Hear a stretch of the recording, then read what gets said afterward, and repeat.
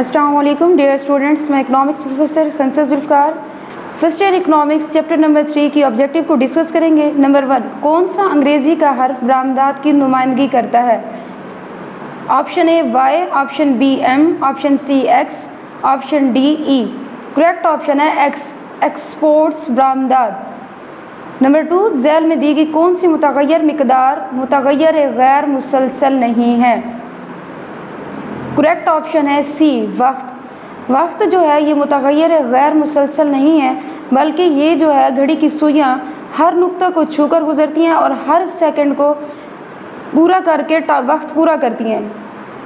Number 3, ताद्दुदी मवाद को तरतीबवार मुनज़्ज़म तरीक़े से बाकायदा लाइनों में पेश करने को कहा जाता है। करेक्ट ऑप्शन है सी जदवलबंदी, यानी कि टेबुलर फॉर्म में, रोज़ एंड कॉलम्स की फॉर्म में। नंबर 4, आमदनी और सरमायाकारी के एक दूसरे के किस तफ़ाउल की वजाहत करते हैं?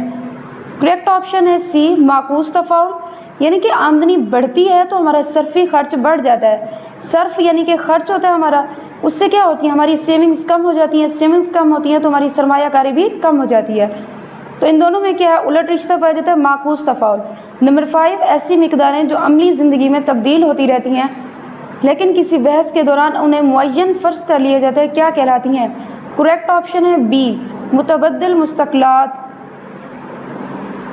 यानी कि हम किसी भी कानून को दुरुस्त साबित करने के लिए जो चीज़ अपनी तरफ से फ़र्ज़ कर लेते हैं उसे कहते हैं मुतबद्दिल मुस्तक़लात। नंबर 6, सलासी जुमला और अरकान की तादाद कितनी है? करेक्ट ऑप्शन बी है, सलासी जुमला और अरकान की तादाद 3, यानी कि ऐसा जुमला जो 3 अरकान पर मुश्तमिल हो।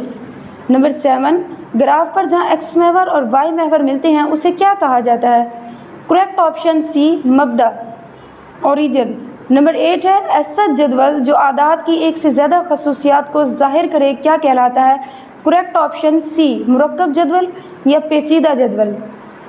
Number 9, y is equal to F of X में y की क्या हैसियत है? करेक्ट ऑप्शन ए ताबे मुतग़य्यर।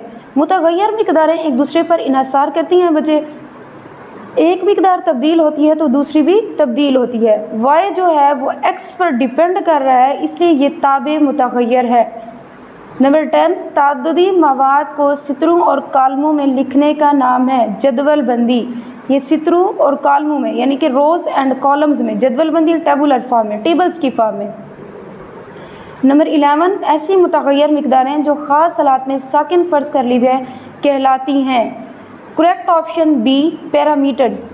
नंबर 12, ऐसी अलामतें जो किसी बहस के दौरान काबिल कबूल मुख्तलिफ कदरों का मजमुआ इख्तियार कर सकती हों कहलाती हैं।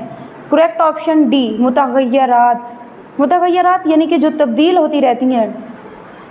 Number 13, 4x/3 is equal to 7x + 2 मसावात है। करेक्ट ऑप्शन ए यक दर्जी। ऐसी मसावात जिसमें वेरिएबल्स की जो पावर है वो एक हो ज़्यादा से ज़्यादा, वो हमारी क्या कहलाती हैं? यक दर्जी मसावात कहलाती हैं। नंबर 14, डैश मसावात का ग्राफ ख़त मुस्तकीम होता है।